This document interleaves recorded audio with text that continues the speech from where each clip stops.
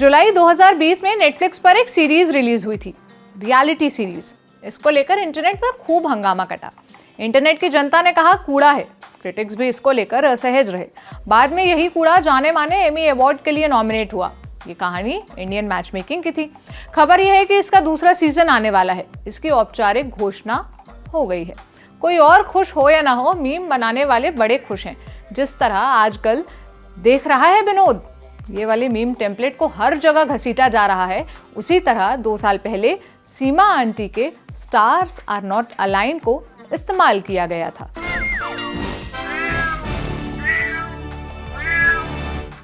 हाय, मेरा नाम है सोनल और आप देख रहे हैं ऑर्डिनरी की स्पेशल सीरीज म्याऊं। खबर यह है कि इंडियन मैच मेकिंग के दूसरे सीजन का शूट पूरा हो चुका है। इसे नेटफ्लिक्स पर 10 अगस्त से देखा जा सकेगा। जब 2020 में इसका पहला सीजन आया था तब खूब बवाल कटा था। जिन्होंने पहला सीजन नहीं देखा वो पूछ सकते हैं क्यों, ऐसा क्या था उसमें। उनके लिए थोड़ा सा बैकग्राउंड बता देती हूँ। सीमा तपारिया नाम की एक मैच मेकर है। वो भारत और अमेरिका में लोगों के लिए रिश्ते ढूंढने का काम करते हैं। आसान भाषा में कहूँ तो वो रिश्ते वाली आंटी है। फर्क बस ये है कि हमारे यहाँ रिश्तेदार भलमनसाहत में या चैरिटी की तरह ये काम करते हैं, जबकि सीमा आंटी इस काम के लिए खूब सारे पैसे लेती हैं। सीरीज की सोशल मीडिया पर काफ़ी खिंचाई हुई थी। लोगों ने इसे मिसोजिनिस्ट कहा था, यानी महिला विरोधी। ये भी कहा था कि इसमें जो चीज़ें दिखाई गई वो बेहद पिछड़ी हुई सोच की है। इंडियन मैच मेकिंग के नाम पर भारत की जनसंख्या के एक बेहद छोटे से हिस्से को फोकस किया गया था। इसमें और भी ढेर सारी दिक्कतें थी, फिर भी वो एमी के लिए नॉमिनेट हुई। अब इसका दूसरा सीजन भी आ रहा है, तो आज हम इसी पर बात करेंगे कि क्यों इंडियन मैच मेकिंग एक कूड़ा शो है, क्यों एमी के लिए इसका नॉमिनेट होना प्रॉब्लमेटिक था और क्या ऐसा बच गया था कि इसका दूसरा सीजन लाने की जरूरत पड़ी। सीरीज की पहली आलोचना इस बात को लेकर थी कि ये भारत के लोगों के लिए बनाई ही नहीं गई थी। ये उन श्वेत अमेरिकी लोगों के लिए बनाई गई थी जो ये जानना चाहते हैं कि इन ब्राउन कम्युनिटीज में क्या चल रहा है, कैसे होता है सब। अरेंज मैरिज किस चिड़िया का नाम है, भारत में अरेंज मैरिज के नाम पर आखिर चलता क्या है। इस सीरीज को प्रोड्यूस किया इलाई हॉल्समैन, स्मृति मंदूरा और एरॉन सैंडमैन ने। इसमें से स्मृति इंडियन अमेरिकन है, बाकी दोनों अमेरिकी हैं। पहले सीजन में 8 एपिसोड्स हैं जो अलग अलग भारतीय और इंडियन अमेरिकन लोगों के जीवन को दिखाते हैं जो अपने लिए पार्टनर ढूंढ रहे हैं। ये सीरीज भारत और अमेरिका में शूट हुई। इसकी नैरेटर है सीमा तपारिया, जो अपने क्लाइंट्स के लिए अमेरिका भी जाती हैं, तो उनकी जर्नी भी दिखाई गई है। बेसिकली ये एक रियलिटी सीरीज है, मतलब इसमें दिखाए गए कैरेक्टर असली हैं, सीमा आंटी असली है, मतलब वाकई में उनका पेशा है मैच मेकिंग। लोगों ने जो बातें कही वो भी रियल कॉन्वर्सेशन है, मतलब बातें और डायलॉग स्क्रिप्टेड नहीं है। हालांकि कुछ लोगों ने बाद में आरोप लगाए कि उनके बयान को एडिट किया गया और गलत कॉन्टेक्स्ट के साथ यूज किया गया। पूरे शो में अपर क्लास, अमीर और प्रिविलेज लोग सीमा आंटी के क्लाइंट्स हैं जो अपने लिए पार्टनर्स की खोज में हैं। वो अपनी डिमांड सीमा आंटी के सामने रखते हैं, डिमांड अपनी पार्टनर्स से एक्सपेक्टेशंस की। इसमें बहुत सारी चीज़ें प्रॉब्लमेटिक भी कही जाती हैं, मसलन लड़कों का गोरी, लंबी, एक तय फिगर और एक तय हाइट की लड़की की डिमांड करना, लड़की का अमीर, कमाऊं, अपनी माँ बाप और रिश्तेदारों से दूर रहने वाले लड़के की डिमांड करना। इसमें जाति, धर्म, रंग, क्लास, ये सब फैक्टर्स के प्रति झुकाव भी दिखाया गया है, जो एक्चुअल में इंडिया की रियलिटी भी है। अब इसमें प्रॉब्लम यह है कि दर्शक इस सीरीज को सीमा आंटी के थ्रू देख रहे हैं। सीमा आंटी कहीं भी प्रॉब्लमेटिक बातों को कॉल आउट करती नहीं दिखती। वो कहती हैं कि वो सिर्फ और सिर्फ क्लाइंट की डिमांड पूरी करने के लिए बैठी है। कोई कह सकता है कि उनका काम नुक्स निकालना नहीं है, वो मैच मेकिंग कराने बैठी हैं, क्लाइंट्स को ज्ञान देने नहीं। बात ठीक भी है, क्लाइंट्स को ना बोले, लेकिन शो के बीच जहां मोनोलॉग आते हैं वहां भी इसको पॉइंट आउट नहीं किया गया। आपके और मेरे जैसे आम भारतीयों को तो प्रॉब्लमेटिक पार्ट समझ आता है, लेकिन ये नेटफ्लिक्स पर रिलीज हुई सीरीज है। इसे पूरी दुनिया के दर्शकों के लिए बनाया गया था। ये कनाडा में भी ट्रेंड हुई थी।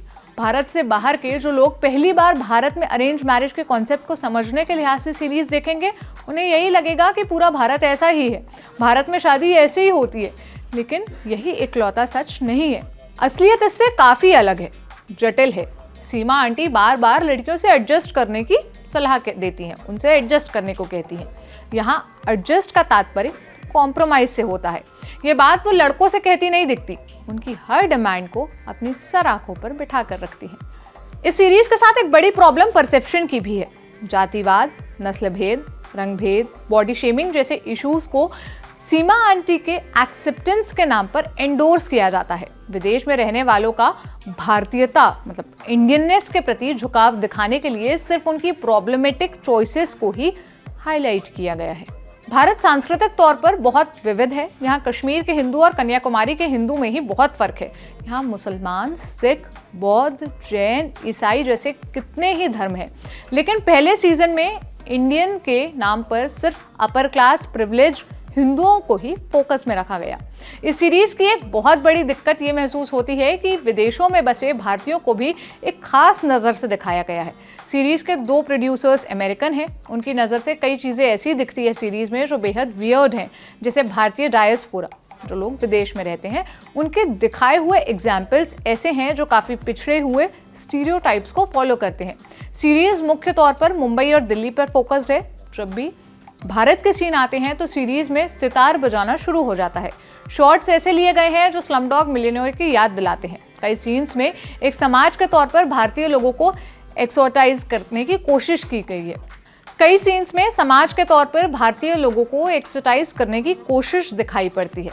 एक्सोटाइज मतलब किसी विदेशी वस्तु, व्यक्ति, परंपरा को एक अटेंशन की चीज़ की तरह इस्तेमाल करना। एक थर्ड वर्ल्ड कंट्री के बारे में बनी हुई इमेज को बनाते हुए शॉट्स जब रिश्ता ढूंढने वाले लोगों तक पहुंचते हैं तो ये गरीबी गायब हो जाती है, क्योंकि सीमा तपारिया की फीस भरने की कुव्वत किसी आम मध्यम वर्गीय परिवार की नहीं हो सकती। इनके क्लाइंट्स बड़े बड़े बिजनेसमैन हैं, करोड़ों का व्यापार करने वाले, महंगी गाड़ियों में चलने वाले। लेकिन इन गाड़ियों से बाहर की दुनिया दिखाना इस सीरीज का हिस्सा नहीं। उनके शॉट्स सिर्फ इसलिए मौजूद है ताकि देखने वालों को याद दिलाया जा सके कि वो भारत में है। यही नहीं, चेहरा पड़ने वालों के पास जाना, कुंडली मिलवाना, ये सब एलिमेंट भी ऐसे लगते हैं जो वाइट ऑडियंस का कौतूहल जगाने के लिए रखे गए। आखिर में ये चेहरा पड़ना और कुंडली मिलाने वालों की कही गई बात भी किसी काम में नहीं आती। उनके दावे सारे झूठे साबित होते हैं। इंडियन मैचमेकिंग को एमी अवार्ड्स में आउटस्टैंडिंग अनस्ट्रक्चर्ड रियलिटी प्रोग्राम की कैटेगरी में नॉमिनेट किया गया था। इसकी काफ़ी आलोचना हुई थी। आलोचना इस बात को लेकर कि भारत की पहचान को उसकी खामियों में समेटकर रख दिया गया।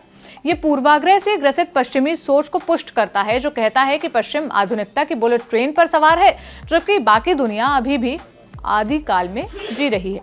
यहाँ पर मार्क ट्वेन की एक पंक्ति याद आती है, every generalisation is not true, this too. कहने का मतलब यह है कि कुछ कैरेक्टर्स पूरे भारत का चाल चरित्र नहीं तय कर सकते। इंडियन मैचमेकिंग के पहले सीजन पर कई सवाल खड़े हुए थे। मसलन, इस तरह का शो बनाने की जरूरत क्या थी? क्या इसने भारतीयों को रिप्रेजेंट करने में भारी गलती कर दी?